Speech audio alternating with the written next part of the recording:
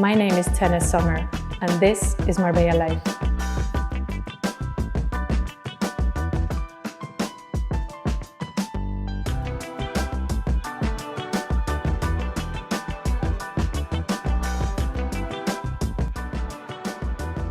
Today's guest is the incredible Mouna, an entrepreneur, luxury brand expert, and founder of the Bespoke events and travel company, SÖNRAI.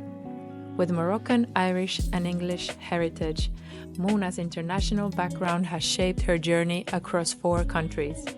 She spent 17 years working in London, 6 years in Dubai, and since the pandemic, she's been calling Marbella her home. With over 20 years of experience in the luxury sector, she has worked with global markets and prestigious brands like Burberry, mastering business development, market research, and high-end brand strategy. In this episode, we dive into her world, her business, personal life, marriage, and how she balances it all. We also explore her views on spirituality, holistic health, homeopathy, and the mindset that drives her success. Enjoy! It's all about attitude and personality. Like, she believed in me. There was no budget for my role. I started as an intern, and there was no budget even for that.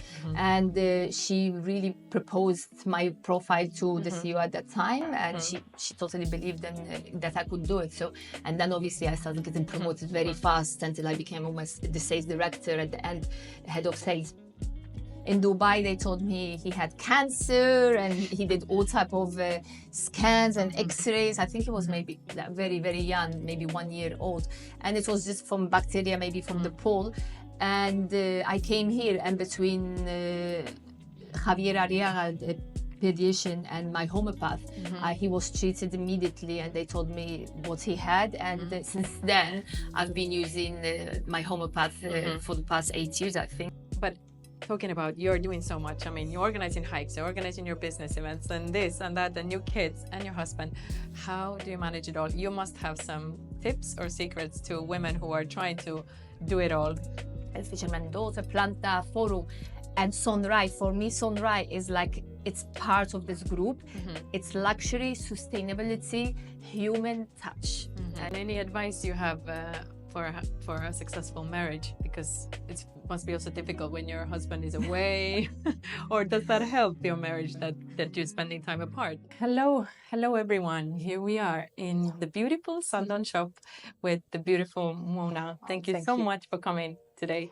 Thanks to you for having me today and giving me the platform to talk about me. And yeah, I'm so excited to talk about you, because like with a lot of people and a lot of acquaintances that we have in Marbella, we think we know someone, but we have no clue what's behind. No. So we're gonna dig deep and find out your story and how did you end up here. So tell me a little bit about yourself. So yeah, let's start from the upbringing, from the beginning. I'm half Moroccan. My father is Berber Moroccan. We're like in Morocco, there's Berbers and Arabs. We are very proud Berbers. And my mom is Irish English. So there's a big love story of my parents, which we will not go into it today. But we're a big family of five girls. And my father has a very big family, like 10 brothers and sisters. Wow. So have loads of cousins, and we come from a very, very big family. I studied there in Spanish school and French school in Morocco until the age of 17. Then went to Madrid, did my degree in Madrid for 5 years, advertising, PR, and marketing. And moved to London.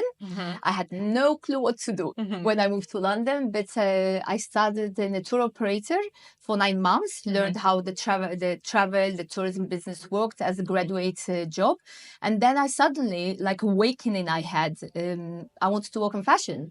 I have no idea why, because I never wanted to work in fashion. I liked magazines. And I just said, it was a decision or to move to Spain and start working in Spain and Madrid, or just find a job that I really liked. And I looked for months and months until Burberry actually interviewed me. They received my CV, interviewed me. And I got this deep connection with my mentor. She was my mentor. She was my boss, and I worked for Burberry for 8 years. 8 years of luxury business, and then obviously I did many other smaller brands. Worked with smaller brands as a consultant. But that's a bit of my story moving to London. But you studied advertising in Madrid. Yes, but never worked in advertising. I studied advertising, marketing, and PR, but never worked in marketing, never worked in PR, never worked in advertising. It's just I was not sure what to do at that age. I think I would have been a really good architect and an interior designer. And if I had done those degrees, I think I would have really enjoyed it. But for some reason, I never went into that path. And also, I think I would have really enjoyed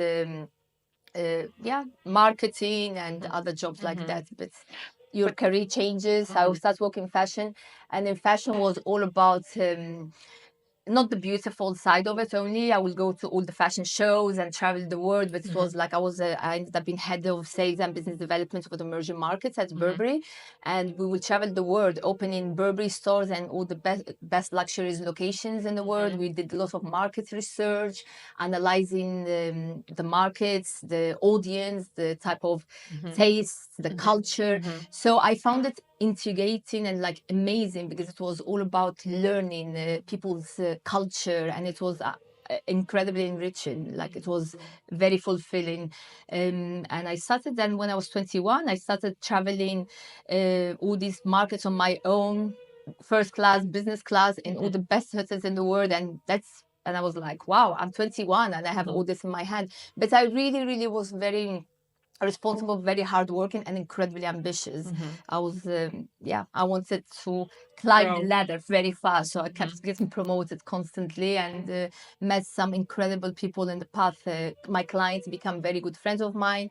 My assistants I was a mentor of many of them. Nowadays, we are friends with many of them, and some of my VIP clients are my best friends. I've been to many of their weddings all over the world in those times, so it was quite fascinating. Wow, for me in those times. I've already so many questions. 10 questions in my In those times, it was amazing. Yeah. But surely, whatever you studied in Madrid, marketing, advertising, like you said, you really never worked in that field. But I'm sure it helped you when you started in Burberry, as you said. Not really. No? No. So would you say, like, let's say someone who's looking to work in fashion, would you even recommend them to go to university, or do you think it's more about being adaptive and hardworking and your attitude? I think now the market is even harder to go into fashion. It's very competitive, and the luxury business is not doing as well as before. Before, we would like do millions and millions of dollars like this instantly, but nowadays you have to work much harder because there's much more competition. The market, the customers, the end consumer is much more savvy. They're very savvy tech, very savvy in everything. So with social media, the technology that exists nowadays, they know you cannot like fool them. Brands cannot fool them. So they know what they're doing. They know that prices have to be certain specific prices, quality. So they travel. The people travel a lot nowadays. So it's much more different. And also retail 15 years ago, retail was very different. You will go to a store and it was more the salesperson in the shop floor and the products. It was a lot of touching the products, feeling the products. But in the last 10, 15 years, when I was still at Burberry, it became all customer service, customer experience. So you enter the store and it was about the lighting and the platform. You try yourself in the screen and you see yourself wearing sunglasses on the screen, and it's much more different nowadays. So it's much more about creativity and innovation, but still keeping the brands quite connected with their soul. And about what was your question actually? Would you recommend someone who wants to go into that business to go and study fashion or marketing? Yes. So first of all, I think they have to study fashion. I think nowadays it's much more demanding, but depends again which department. So if they're going to become a designer or visual merchandiser, you do have to go to some Martins and some of the best fashion colleges in the world, or in Milan. However, if you go to specific other departments, like you can work in fashion in so many other categories. You can be a lawyer of fake products. You can work as an as a finance person in Burberry. You can be consultant. You can do so many things still working in fashion. You can even go to the fashion shows if you like it. Obviously, you have to be quite seniors or work with the end clients, the wholesale clients. But yeah, there is certain positions. You don't have to study fashion to enter the markets to work in fashion. But if you want to be a designer, for example, you do have to go to a fashion college.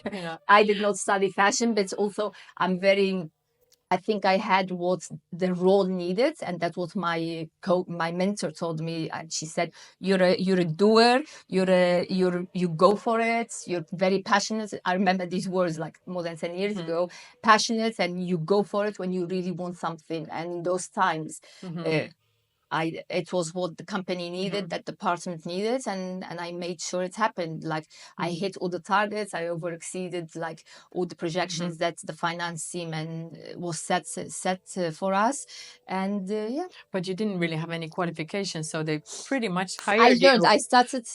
Hired you also because of your, let's say, your attitude, and they saw how passionate you were. Yes, I think it was all about attitude. So it's all about attitude and personality. Like she believed in me. There was no budget for my role. I started as an intern, and there was no budget even for that.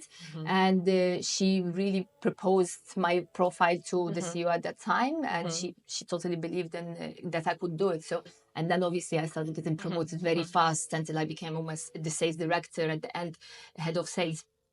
But it's all about how you bring yourself and how hardworking you are. The millennials nowadays, it's quite different. I'm in between the generations and millennials, and I have both sides because I'm from the 78. So, but the millennials work nowadays very different. All my friends who still work in fashion in the Middle East, they're like, say, Mouna, it's not like before. The millennials are much more, they change jobs every 2 years, they complain, they work less hours, but obviously they're tech savvy, they have this creativity. So it's... But why do you think that is? Why is the millennials and the new generation a little bit, don't want to say lazy, but a little bit...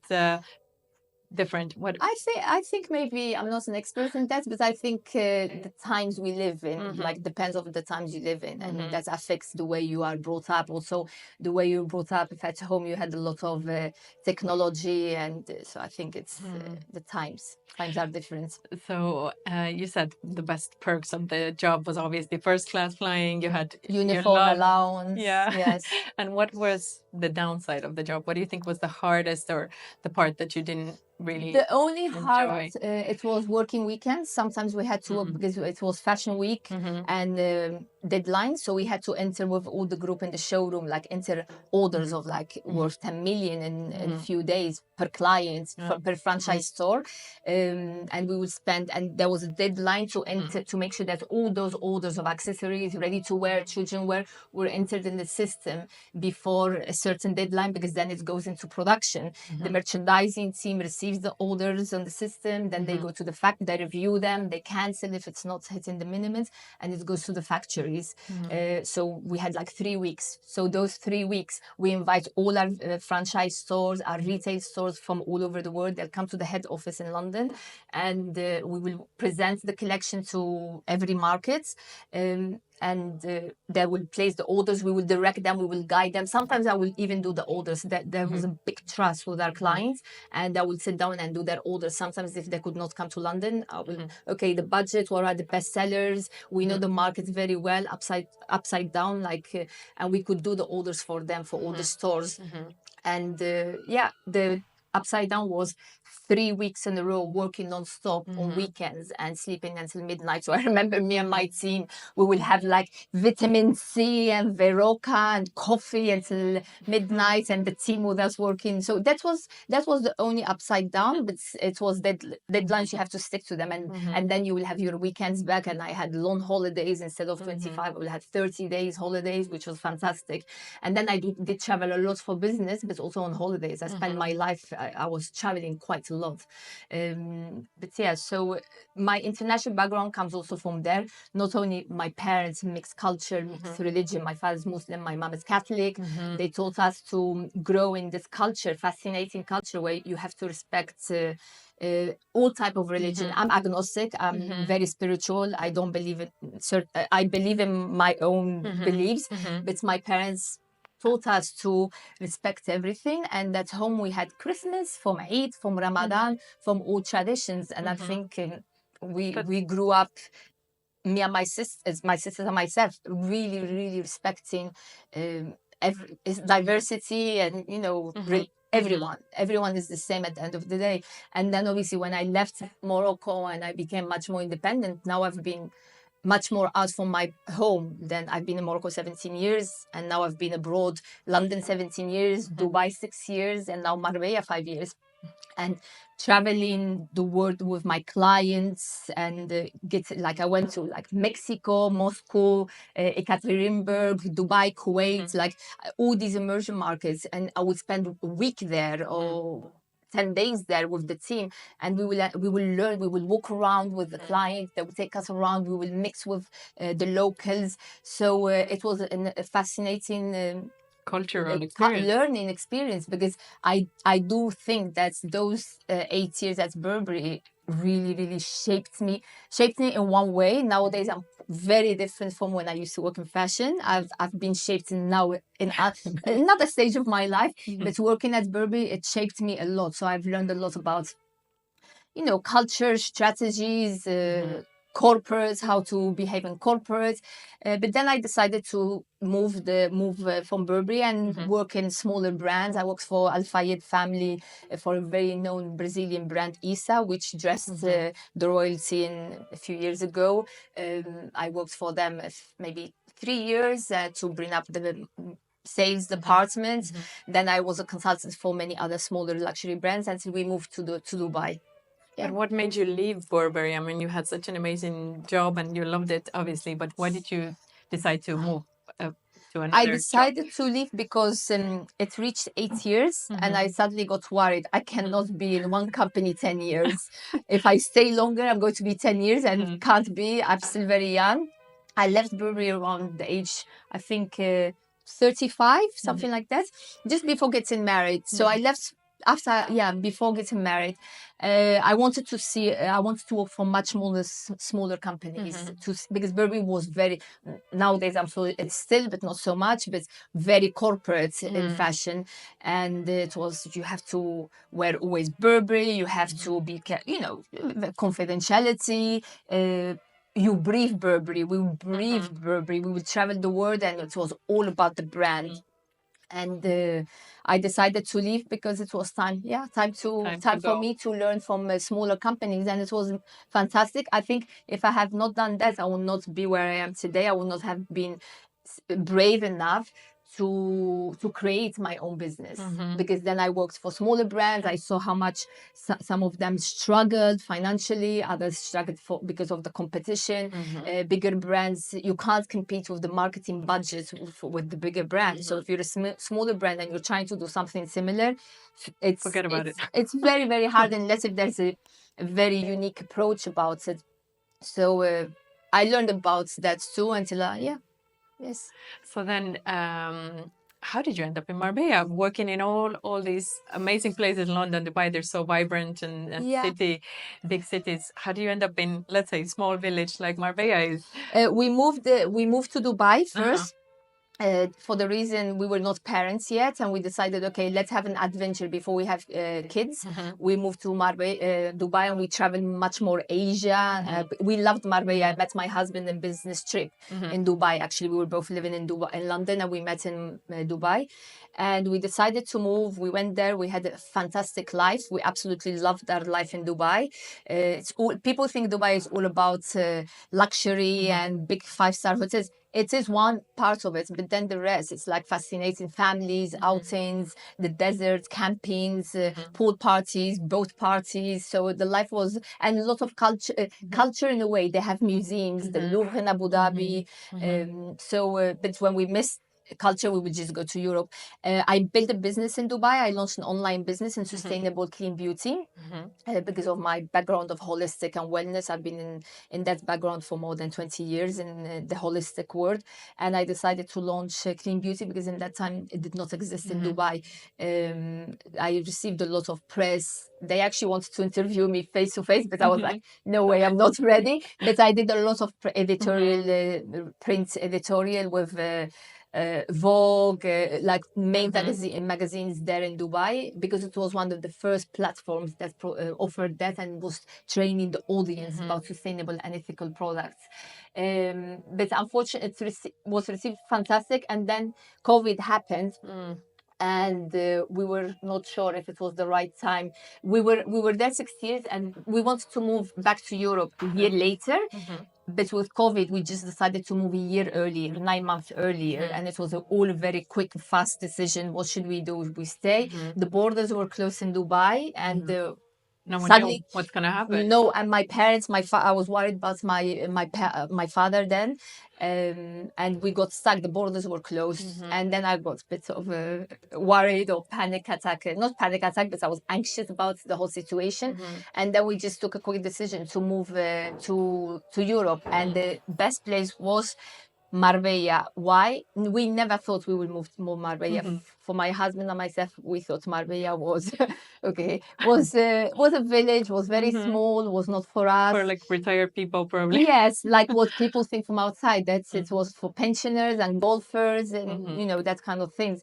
But we made the decision because we have an apartment in London. We thought either we go to London and it's locked down in an apartment, or we either come to Marbella where there's a beach and you can go straight to the mountains. And I had my family here, so I have some of my sisters. 2 of them are here now. My parents are around here, so it was the most logical decision.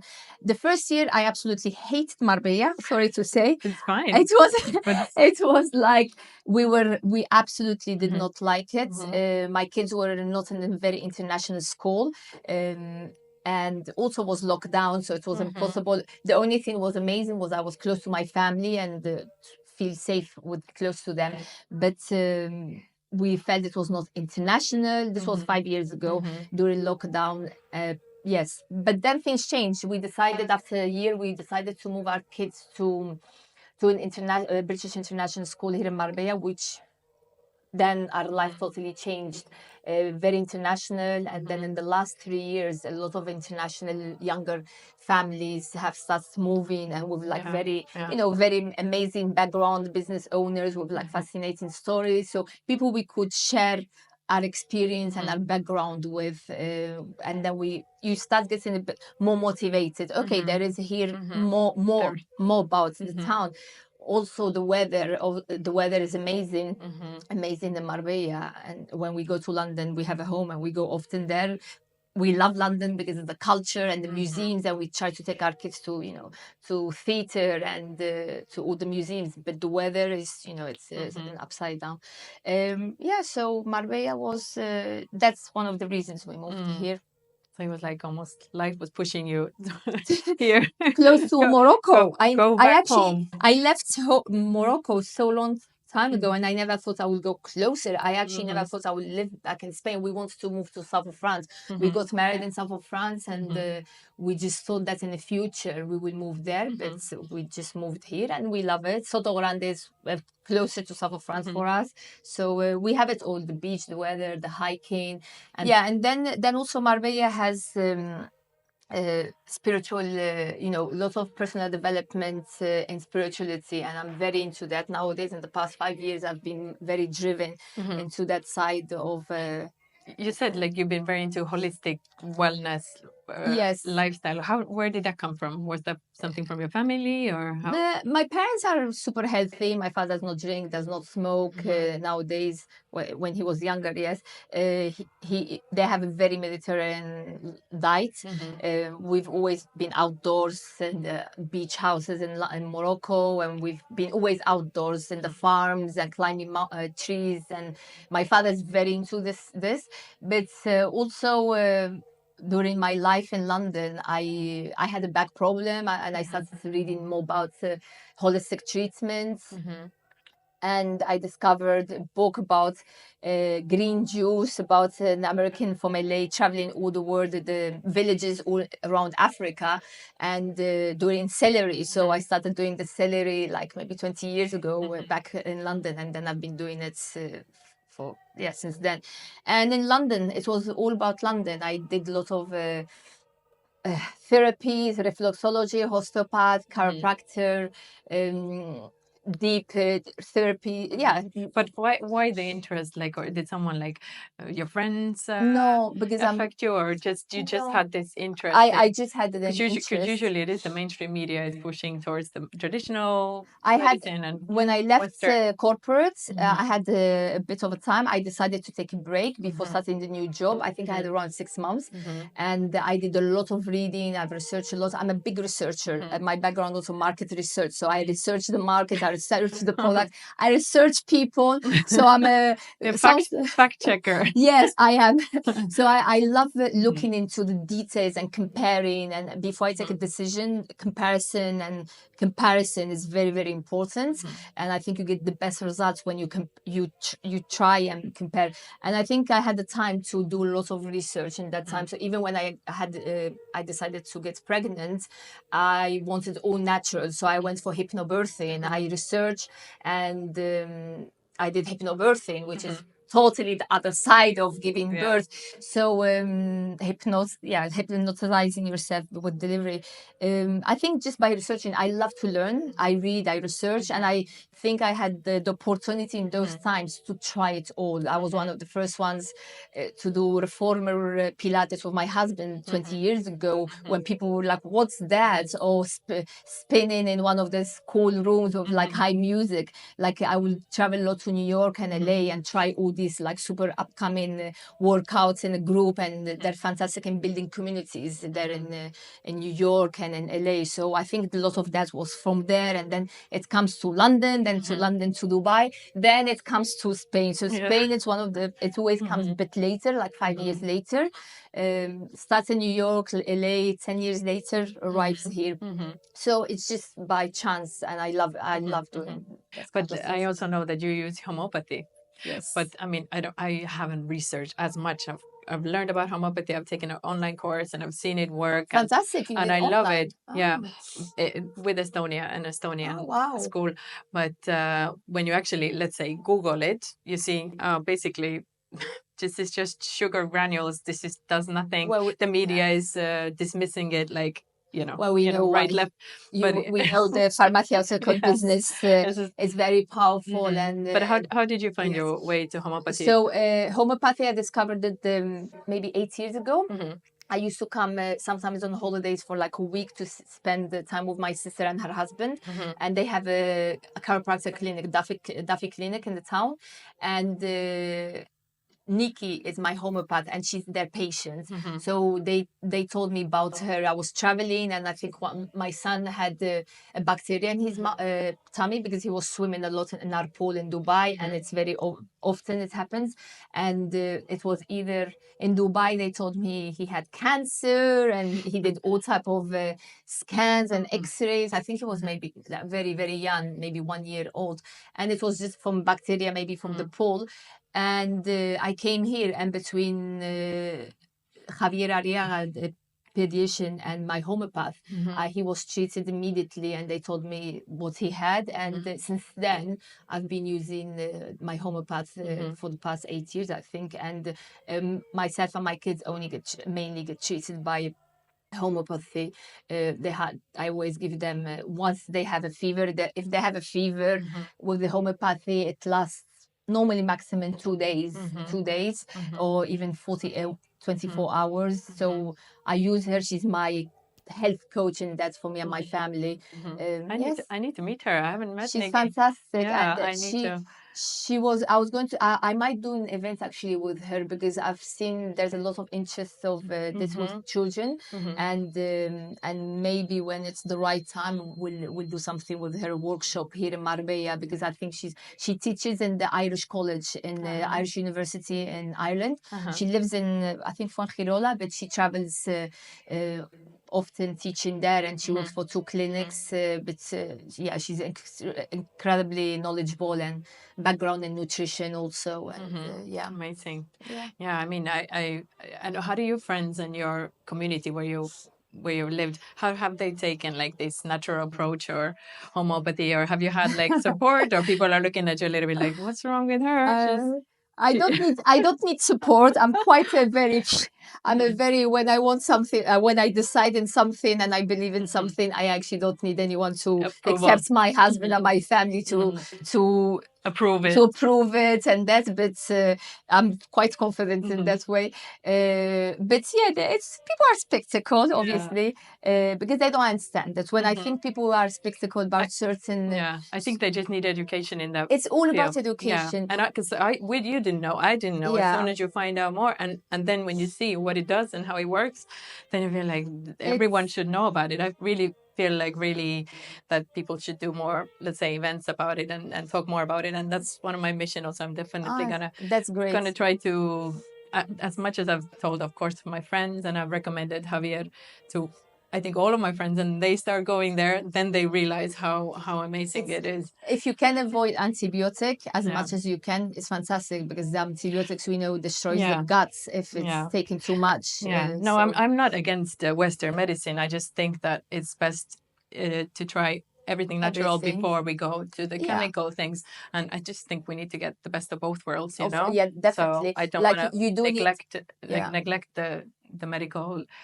You need all antibiotics for sure when it's bacterial, and if homeopathy cannot cure it, or it takes longer, definitely we'll always go to that other side of it. But a balance of holistic and the medicine, it's very important, both of them, and not just separately. Yes. But it's all about education. Yeah, so I really hope that this will become more talked about, and thanks to platforms like we have podcasts and people talking on their social media, at least now we have the kind of freedom of speech to talk about these things too. So I'm really happy you're also promoting it.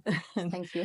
Yeah, because I'm really happy that I've found this through my ex-mother-in-law, and I didn't realize it back then. She was just giving some granules. But your mother-in-law. Yeah, and then when I started to actually look for it, I did the online course, and I had my first child, and I was like, oh my God, why did I not know about this before? But of course, no one teaches or talks about this.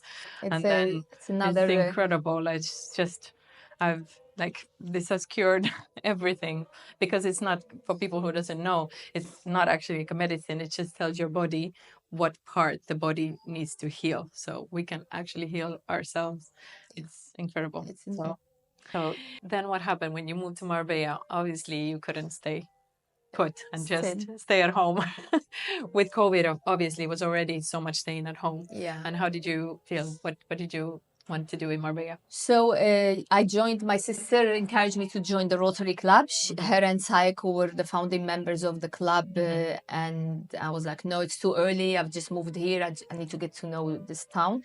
But she encouraged me. And then I was part of the boarding members. And I had dual roles for the first couple of years, like organizing with the team, with Sayako, my sister, and the team galas in Puerto Romano. And the main reason I joined is because I always wanted to be part of a charity organization, and it was the right time. I was not working. Marbella was new for me. My sister was part of it, and I thought, okay, why not? And I'm very grateful to it. Like, I learned how to work with charity, even though my husband works on the side of charity. My sister has her own charity in Morocco, but Rotary was a different global organization. So I learned quite a lot, and we raised funds for different schools, orphanages, Ukrainian, Morocco earthquake. But after 3 years, then I decided, okay, now it's time for me to, because it was all volunteer work, and I decided to do my own business. And it came out of the blue. We were traveling. My sister, myself, for the bridal shower of one of them. We went, I think, to Croatia.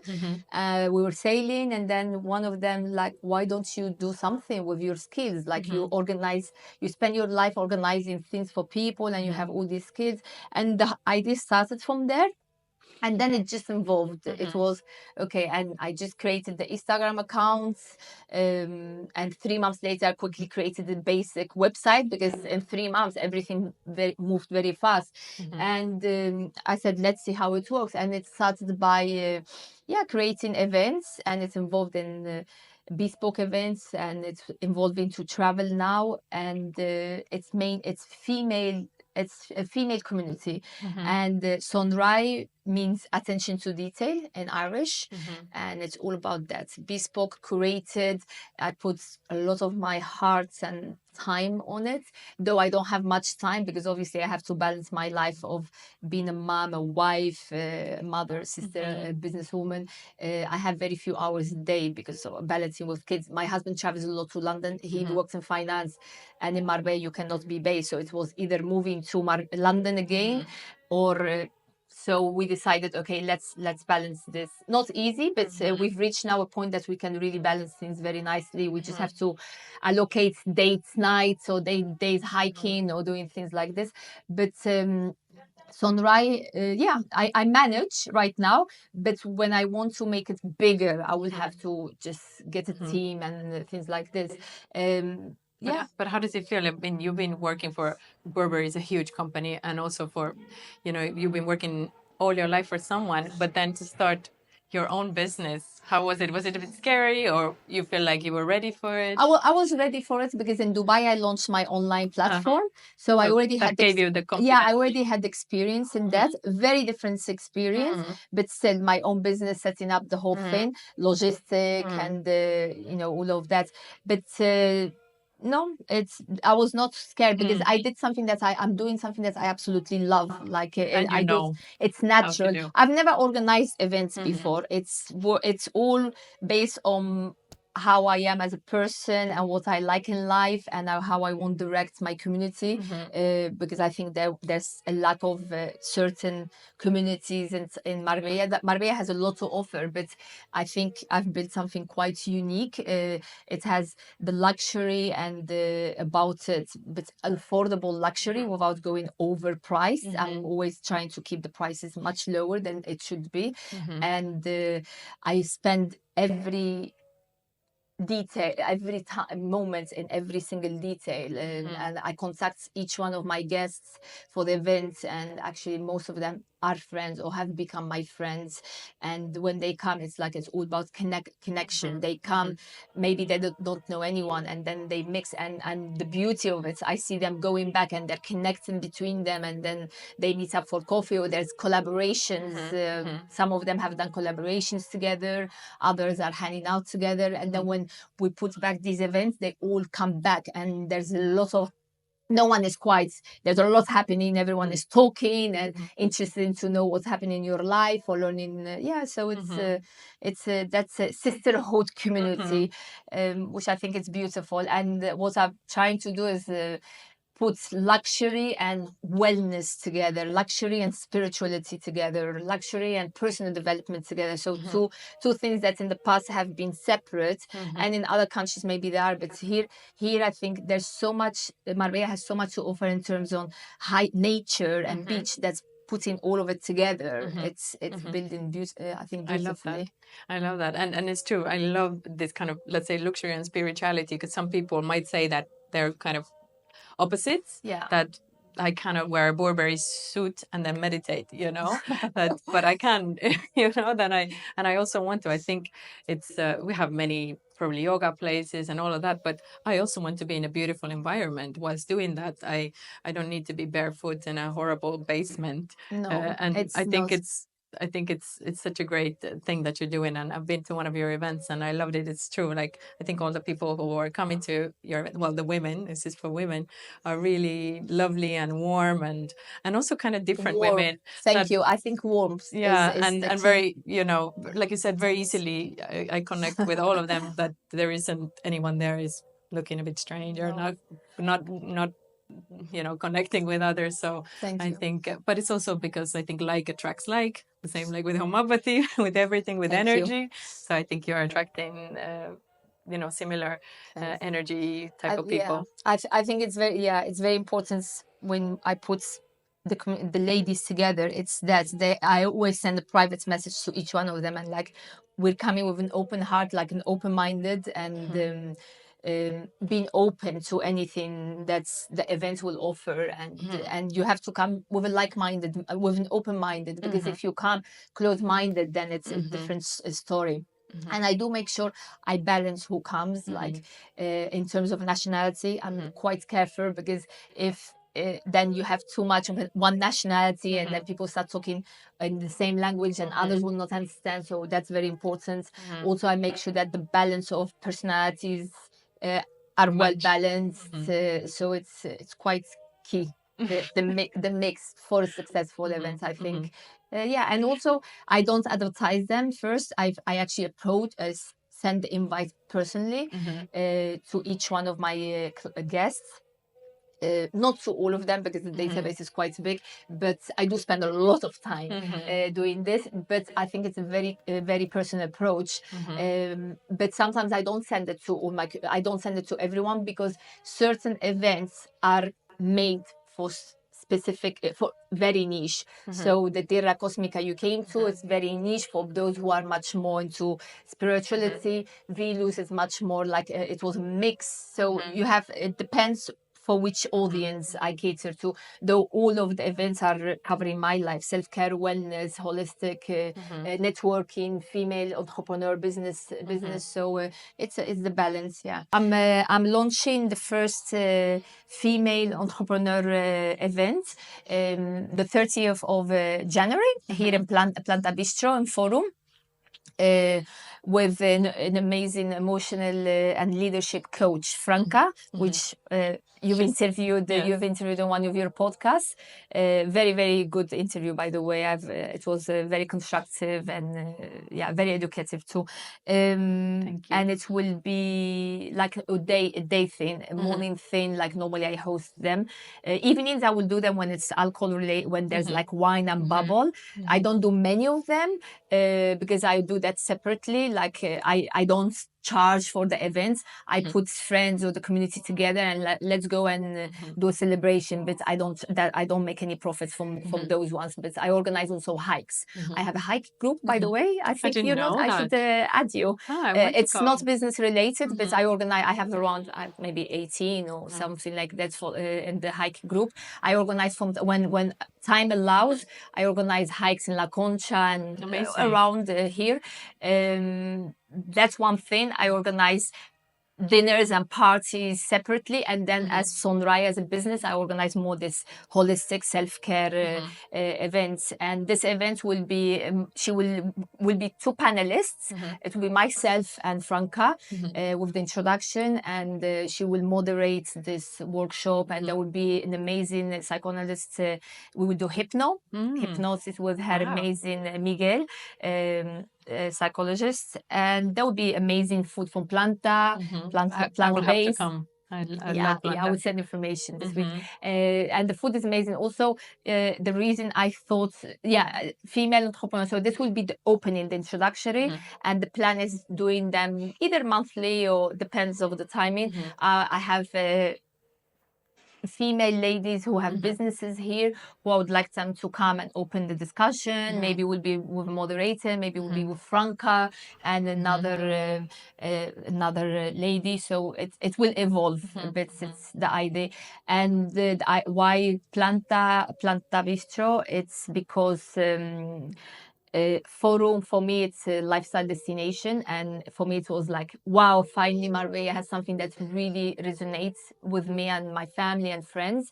We can come during the day to the bakery, we can come to Fisherman Daughter, and I had a party there before Christmas with around 30 people, a fantastic place. And then Planta Bistro also, because they all have this together, human, and they put their touch on it. Like the ladies Sam and Gerda are there constantly. Natalie is there constantly. Very personal. It's very personal, and I think, and then Vilus. Why I do a lot of my in the luxury retreats in Vilus. Why I do.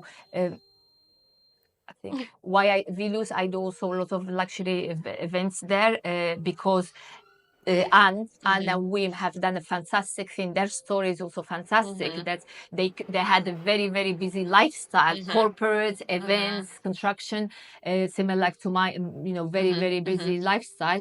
And she decided to go back into this more, spiritual path and self-care and understanding more yourself and, being much more vulnerable, which is what I've learned. I've become much more vulnerable. 5 years ago, I was not what I am nowadays.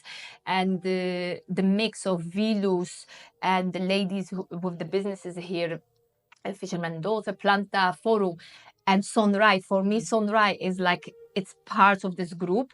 It's luxury, sustainability, human touch. And one of the reasons I'm doing it here, and I've spent a lot of my time since Forum opened in August, it's Incredible. I feel very resonated to the whole business model. Yeah, Me too. I think it was a place that Marbella was missing. Yes. Now I feel like I don't even remember what it was like in our photos. It's like the new place to be. Yes. But talking about, you're doing so much. I mean, you're organizing hikes, you're organizing your business events, and this and that, and your kids and your husband. How do you manage it all? You must have some tips or secrets to women who are trying to do it all. It's hard. It's hard. It's not or easy. do you think there are stages in life where you do need to sacrifice a little bit your career and focus on the kids or your husband, or do you think it's possible to do it all at the same time? No, I don't think it's possible to do it all at the same time. I really don't think so. I think you can be a full-time mom and amazing in everything, and the house and your kids and play dates, but you can't. I don't think you can have a business or share. So, for example, for me, I cannot go. I'm not excelling to what I have to offer in my business because I have so much more there to offer, but I can't because I want to dedicate time to my kids. I could get a full-time nanny and my kids would be all afternoon and put into bed by the nanny. But I don't think it's what they're 7 and 9. They need their mom when the dad is traveling. And I think time flies. I see them and they're growing so fast that I don't want to suddenly in 3 years' time regret it. So I work sometimes at night when I go, I put them to bed. I work. Sometimes I work until 10 o'clock, 11 o'clock, depends of the deadlines. But now I'm trying to really take care more about myself because this year it's been incredibly intense, launching the business, and I had so many events and balancing family life. It was very hard. It was very, very hard. So I stopped taking care of myself. And now I'm like, during the holidays, I did a total digital detox. I'm going back to my women's circle ceremonies and more yoga, more meditation. Yesterday, I did a fantastic meditation in Daniela Hoffman's studio.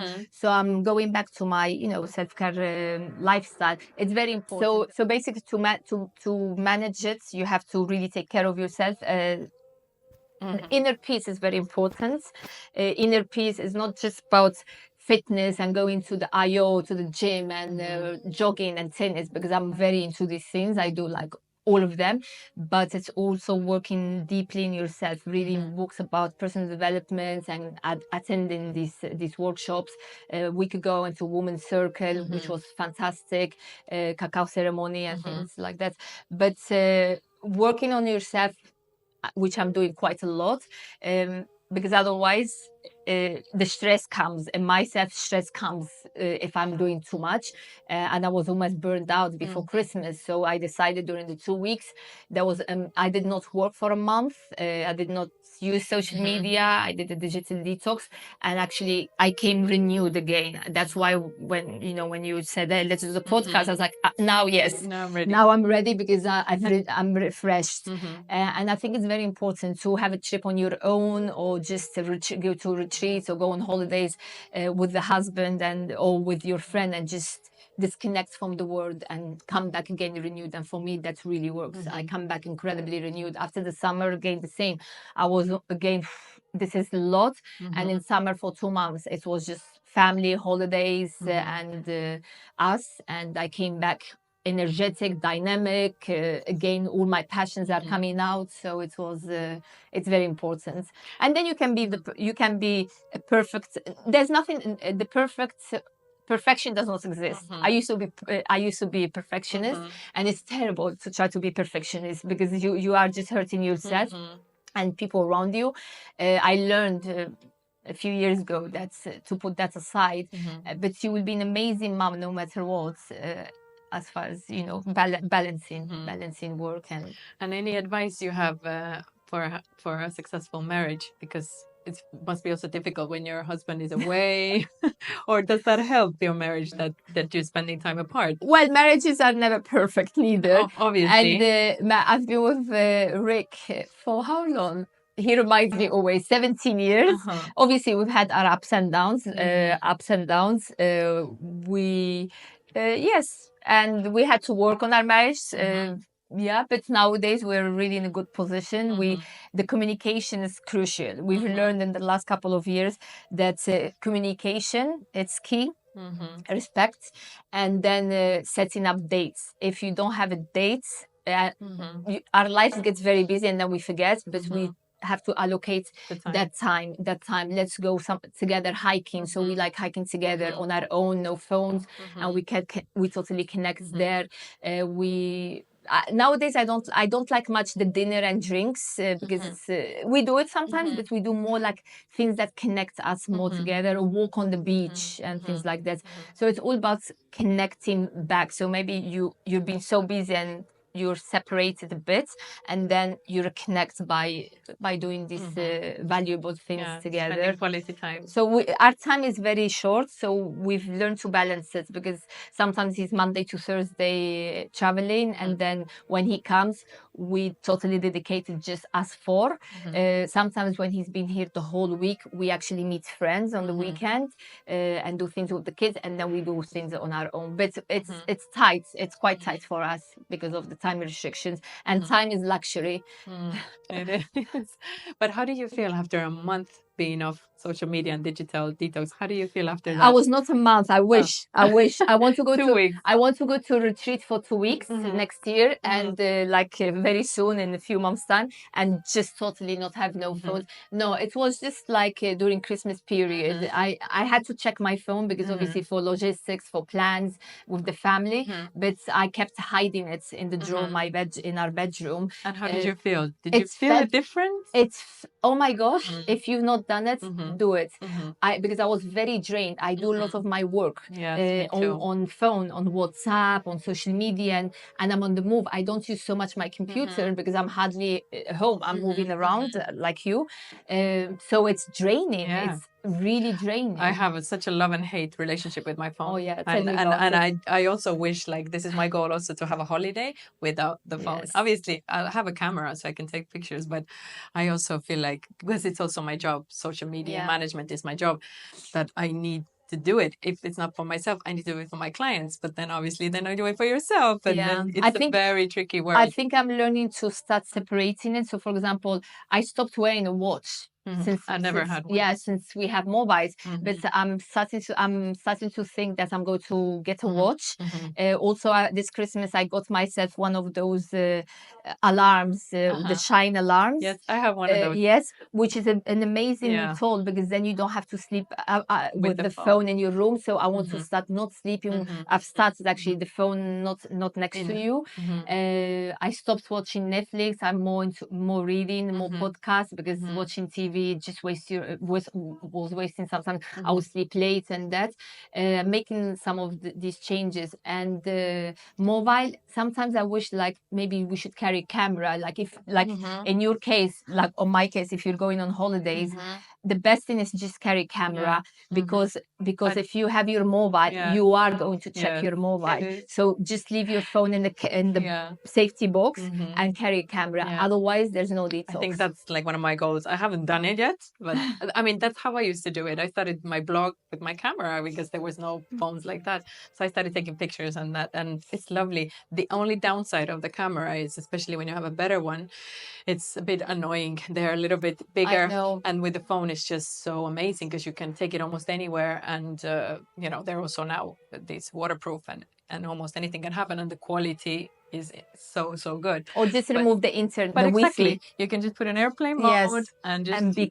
very so controlled. that's something we need to do, because I also feel like But it felt good. It felt fantastic. I Yeah. still needed a bit more. I think I needed a few more days, but it was really yeah, interesting helpful. experiment. Yeah. And how are you very strict with the phones with your children? Yes. Like free time? Yes, because I try not to be strict mom, but there's certain things I'm trying to. Even the inventors of these phones and social media don't give phones to their kids, so there's huge data that phones are addiction, social media is an addiction, the blue lights, and so my kids 7 and 9 don't. We have an iPad at home, but they don't use it. Only if, like, sometimes we travel long distance and maybe it's okay. Now it's a bit painful. They're not allowed to play games. If they want to use my computer, they will do games from school. So the learning games of like typing or putting words together or maths. And because they don't play with games, they think those are games, and they absolutely love them. Of course. They don't watch TV during the week. They're only allowed movie nights Friday and maybe an hour Saturday morning. Yeah, Saturday morning, because Sunday they have Arabic. So we are quite, my husband and me, we're quite in that with the computers, and hopefully we don't have to give them any mobiles until like teenager. That's amazing. But how are the kids in the class? Are they not? Others are having phones very early, or Yes. peers So are. so in my That's, I think, the difficult part when you Yeah. don't do it, but they say everyone has one, and mommy, we are the only ones. at the moment the age is easier to Yeah. manage. I think when maybe they're 10, it Yeah. will be Difficult. it's going to be, so I'm learning. I listen a lot of other podcasts. I listen to mindfulness parenting and how to prevent and work on that. But at the moment it's easier. It's working. It depends on who your kids hang out with the parents. So friends of ours and their kids follow similar. So it makes it really easy in that way. There's some kids in my friends in the kids class who actually have mobiles and things like this. But when my kids come back home, especially my son, my daughter does not, but my son who's 7 asked, but why he has, and I was like, in our home we do not believe in these things, and I explain it to him, and he understands it straight away, and he just does not ask. I want them to live the lifestyle I had, even though it was a long time ago, but it was outdoors, playing with the cousins, climbing trees, picking up figs from trees, going to the farms, spending time in the beach, waking up at 6 a.m. in the morning and swimming with all the sisters and the cousins, and picking up shells. And that's how we want them to grow up. And it's possible. I think it's totally possible. I think nowadays that it's more challenging, but there are ways. And my sister and her husband also are big believers. They're quite holistic, and that's great. They I think do it's the same. Having the same like-minded people around you in the community, then Yes. I think it's a lot easier, because I think if you're the odd one out, it's fine with you, but the kids will feel maybe a little bit like distant. But I think, like you said, Marbella is perfect for this lifestyle. It's easier to live on the beach. Even in December or January, you can go to the beach with your kids. So I think this is a perfect place to raise kids. Yeah, I think it's perfect. We have so much nature and so much also village life around. A lot of luxury too, but so much nature and beautiful, simple life. Village life, but a very busy life. But and that's why my SÖNRAI community is like, many of them are very into this, and the ones who were not are interested. So I've had a lot of friends, Eastern European friends, telling me, Mouna, look, if you do an event that covers cacao or this, I would try it. The trust. So it's building the trust, and they want to come and learn more and more about it. And once you try an experience like this, actually, this is really amazing. And then it opens you doors. want more and more and more. And that's what happens with me. I want more and more and more. So never enough. So yeah. Amazing. And how was it for you to grow? You said you were growing up with a Catholic and then a Muslim family, but they never, I guess, forced either of these on you. So they were quite open-minded in that way, which is very, very lovely from them, because sometimes the parents are really pushing on their religion and telling this is the way it is. But you got probably the best of both worlds. Yeah, my husband jokes. Yeah, we got the best of both worlds.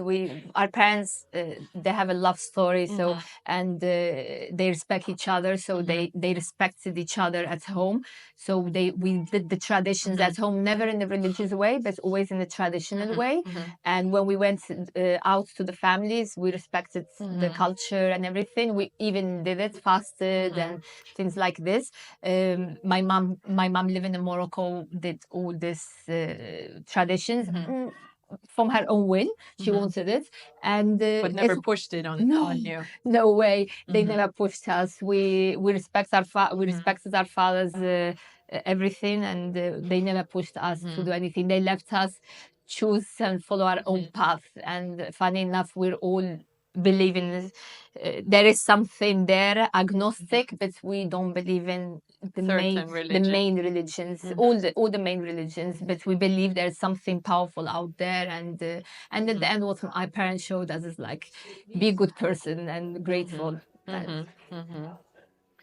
And tell me also a few places in Marbella that are your favorite places to go, because I always ask my guests that, just like your top 3 places that are your favorite, and the rest I will link in my blog. Obviously, Forum, all the places we've said. We love going to the Chiringuitos and Marbella East. There's a few I like on the other side, but as we live on the side of Marbella East, we go to a lot of the Chiringuitos there.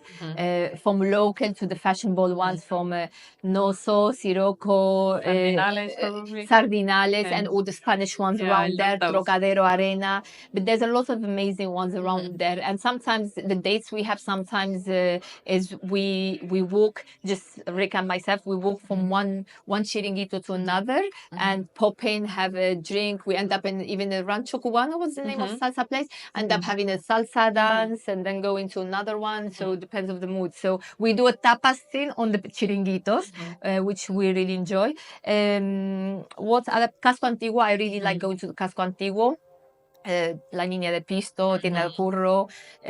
Yes. You don't need to name them all, because I want people to go and check them out, because I always love the recommendations. Even I get so many new recommendations because we have so many beautiful restaurants here, and so go check her website. Yeah, I love these hidden tapa places that are going in the little streets. Yes. Yeah. And what else? I like a bit of all of them. I like some restaurants in Puente Romano, but I don't go so much nowadays. I Nota Bleu, but these are like the typical luxury ones. I like mixing casual luxury together. And nowadays, as a mom and very busy, I like to do more day things and evenings from time to time. But I'm more day person nowadays.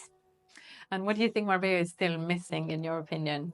Oh yeah, spinning. An amazing core studio of spinning. It's like investors bring a studio in Marbella. I used to go to the ones in London and Dubai, and they have some fantastic ones. A proper spinning. I know there's a few here part of the gyms, but they're no quality compared to what really exists out there in the market. Spin great class of like bespoke sessions, and bikes, and the music is very important, the playlist. A spinning studio. And what other thing missing? It's not missing, but Marbella needs more and more people like have moved in the last 3 years, people with new ideas, with fresh ideas, to put Marbella now in the next level, which is happening now. So it's amazing to see in the last 2-3 years. It's grown so much. And culture, but culture, it's fun. We travel to find culture. Malaga is just like 40 minutes from here, and whenever we feel like having some culture by drive, we take the kids to one of the amazing Picasso museums, or like the Museum of Imagination. I've heard it's amazing. Yes, for kids. We take them to Pompidou, and like there's like 30 museums in Malaga. And the Alhambra is just 2 hours, 2.5 hours away, which is which is stunning, So beautiful. culture is missing in that way, but it's fine because you go to Malaga, drive, and you get it, or take a flight to one of the European cities. You can't have it all. No city has it all. So Marbella has other things, and the other things you just go look for them. But the spinning studio should be really, really good idea here. But I mean, the culture bit, I know what you mean about the museums and theater. I do miss that. But I find the kind of cultural bit that I miss, I find in the people. Meeting people like you're bringing your own culture and you are learning so much. I learned From so much other, of these cultures, and the same, like, you know, about the traditions, or someone who's a Muslim. You know, I love, you can learn culture from also meeting the people around. It's so enriching around. this Yes. this way. That's why So- a lot of it, I learned from my parents because of two different cultures and my family. But then working with emerging markets, traveling all around the world, I learned so much about Qataris, Saudis, the Russians, Ukrainians, Mexicans, Brazilians, and people say, "Oh, the Latins," but Latins are very different. Mexicans and Brazilians and Argentinians are different. The Middle East, people say, "Oh, the Arabs, the Middle East," they're so different. The Saudis, the Kuwaitis, so different, It's so and true. it's so enriching. It so, is. I have a very good new Persian friend, and I had no clue about, I have a lot of Iranian friends. about Iran and all these, traditions they have and all these amazing things. So Iran is a beautiful I don't country even to need visit. to travel there. You meet people here who will, you will learn from them so much. I used to, when I was at Burberry, I used to read a lot of books about the Persia, Iran in those times, the Persia, the Shah, and it's a beautiful country. Like, it's a place I really want to visit.